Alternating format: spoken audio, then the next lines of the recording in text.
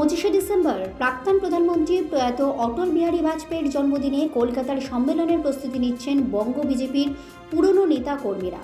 অনেকটা গোপনেই মুরলীধর সেন লেনের পার্টি অফিসে অতি সম্প্রতি হয় এই বৈঠক। যে বৈঠকে ছিলেন দলের পুরনো পরিচিত মুখ ও প্রাক্তন রাজ্য পদাধিকারী প্রতাপ বন্দ্যোপাধ্যায়, সায়ন্তন বসু, রাজু বন্দ্যোপাধ্যায়, রিতেশ তেওয়ারি, রাজকমল পাঠকরা। দিলীপ ঘোষের আমলে সক্রিয় এই নেতারা পরবর্তী ক্ষেত্রে সুকান্ত মজুমদারের জমানায় ব্রাত্য হয়ে গিয়েছিলেন। বঙ্গ বিজেপির দায়িত্ব শ্রমিক ভট্টাচার্য নেওয়ার পরেই ফের দলের পুরনোদের গুরুত্ব দেওয়ার চেষ্টা হচ্ছে। পুরনোদের গুরু দায়িত্বে ফিরিয়ে আনতে উদ্যোগী শ্রমিকও, কিন্তু নতুন রাজ্য কমিটি এখনও ঘোষণা হয়নি।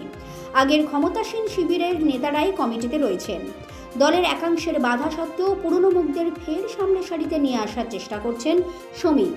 সব রকম খবরে আপডেট পেতে চোখ রাখুন দৃষ্টিভঙ্গিতে।